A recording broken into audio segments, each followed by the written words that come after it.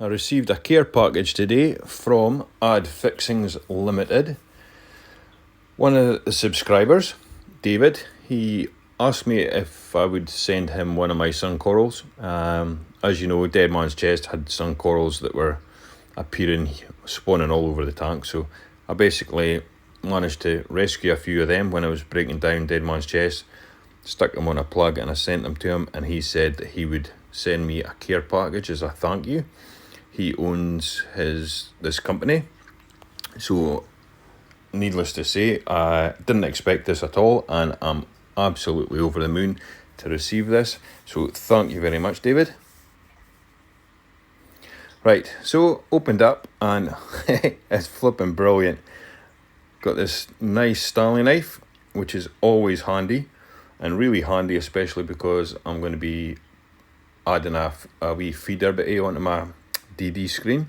Nice torch, another handy tool. So he certainly knows the gadgets that every reefer kind of uses all the time, and I don't know how many times I keep needing a tape measure. And a nice pencil here, which is going to be super handy for when I'm building my cabinet at the side there.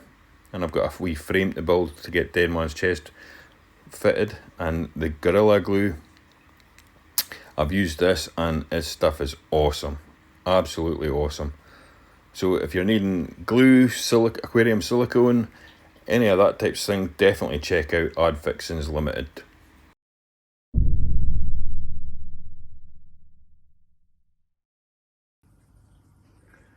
Right, it's about time I got this auto top off sorted out. Topping off the tank manually, it's a pain in the butt, so I'm going to use this tank. This is a tank that I got with the water box, and for the auto top off I'm going to use this smart ATO micro. I still have the Tunze osmolator auto top off, nothing wrong with it, but I'm going to keep that as a backup, and I just fancy using this little one. See how that goes, and it takes up a lot less space, so gets good reviews. We'll see what like that is. Right, so I'll get this opened up and I'll get it put into position. Right, so I'll open this up using my lovely new Stanley knife that I received from David from adfixingslimited.co.uk. So cheers, David. It's absolutely awesome and very useful. Right, so we'll get this in position and get hold of arrow. This is so hard with just one hand, like. Here we go. Lovely jubbly.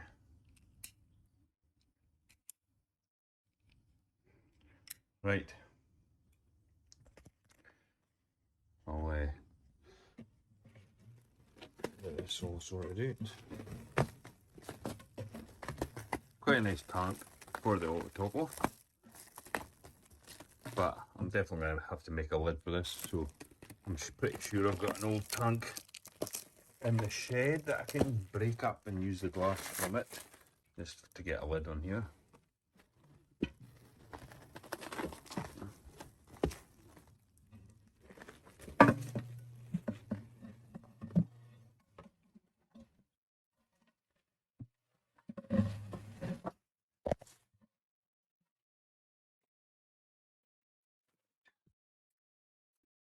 Okay, I've got all this tape and I'm going to get off, so I'll go and do that just now. Okay, sorted. Give it a quick rinse out, so that's ready to go. Now, get this thing opened.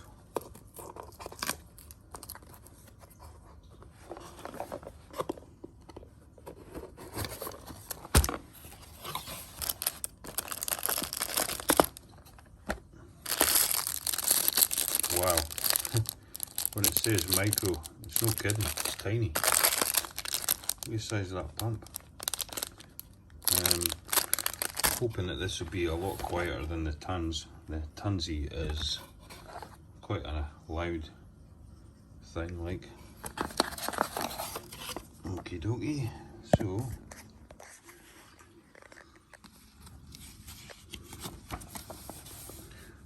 seems pretty straightforward. So just getting ready to install the auto top off when I noticed something trapped in this area of my sump, and I've been trying to get him for ever since the start of the tank, and I seen him first in the display when the rock was cycling, and I've been trying to catch it, and I thought, you know what, I will get you eventually. And today is that day. I finally caught the little bugger. So this little creature, as you can see, it's very, very fast. At first I thought it was an amphipod, and I thought, it's fine, it's beneficial. But then, closer inspection, I think actually what it is a parasitic isopod, or an isopod of some sort. And yeah, as far as I'm aware, they're not good. So I wanted this guy out of there ASAP, and a blessing in disguise, he must have went down the overflow by mistake, I'm sure. So I've managed to catch him easily enough. But he's so fast, like, I'm not even kidding. I had to blast him with a turkey baster so that he would end up getting sloshed about and then scooped him with a net. So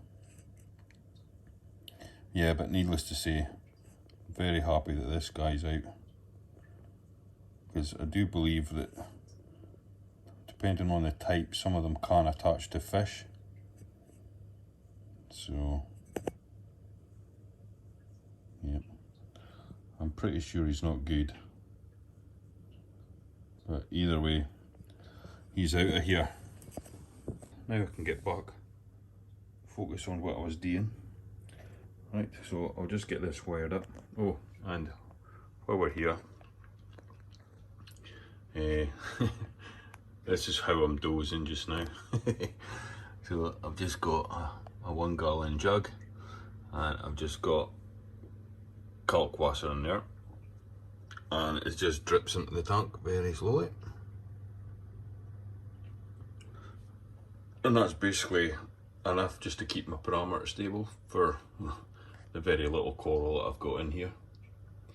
And it just seems to be working fine. So until the demand gets to the state where I need to implement an alternative like dosing or a calcium reactor. And to be honest with you, I'm thinking, because I'm going to be going SPS dominated, if not SPS only, I think a calcium reactor, although more expensive to start off with, I think it's going to work out a lot cheaper in the long run and be a worthwhile purchase. So that's the plan. Right, let me get this ATO fitted up. Okay, so that's a little pump in, tiny little thing, and it's got this little valve here. When you pump in the water to the tank, some little drops will come out here, then when it stops pumping, it's like an air brake, and it will just stop any siphoning back into this RO tank, which is pretty cool. And in the sump,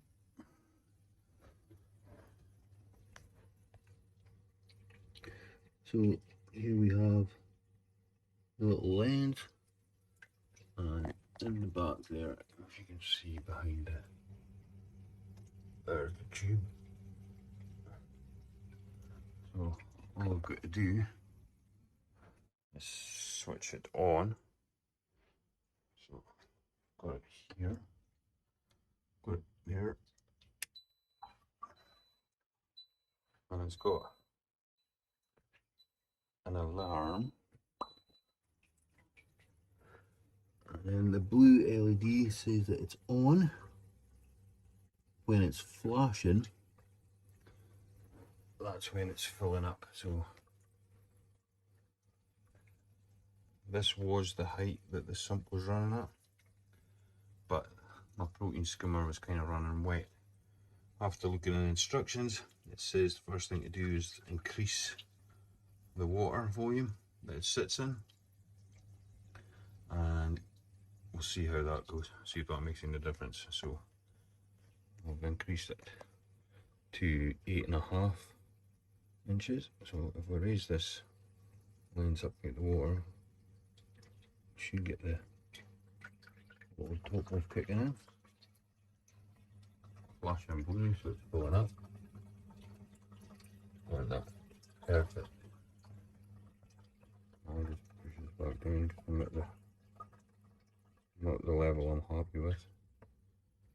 Alright, so that's perfect. How many times can I say that? And looking at this tubing, as you can see, full of air. It automatically broke the siphon. So pumps the water in, and then there's no risk of it flowing back. So that is cool. The other thing I like is this little pump is a million times quieter than that Tunze one I've got.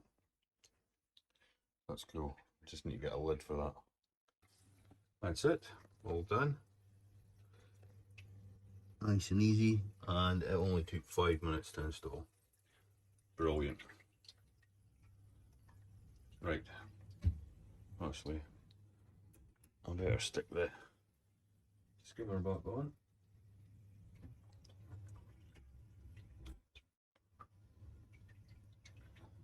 Curious to see how it's going to be with the new water level.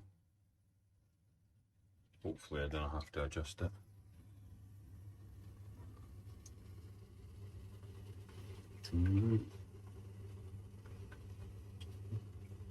Very good, I think. Yeah. So, see how that goes.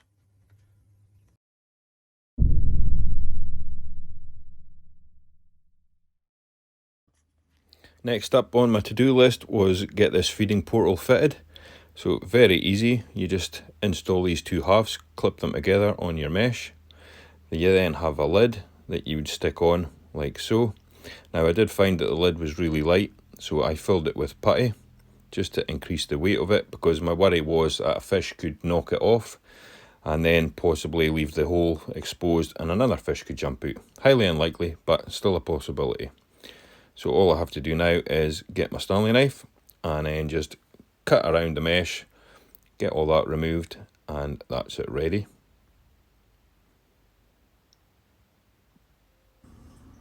All done, so that's it ready to rock and roll.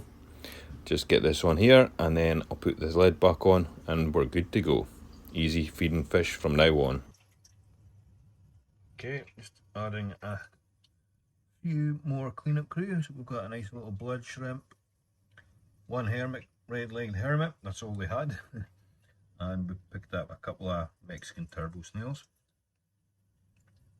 So I'll get these acclimated and then we'll get them into World's End. Right, that's those cleanup crew added. Not a lot this time. LFS didn't really have much in, so managed to get a little clip of this guy hard at work straight away, so he's doing a good job. The rest of them, they've kind of disappeared. I have no idea where the blood shrimp went. So, yep, that's pretty much it for this episode. Thank you for watching. Happy reefing. Until the next one, bye bye.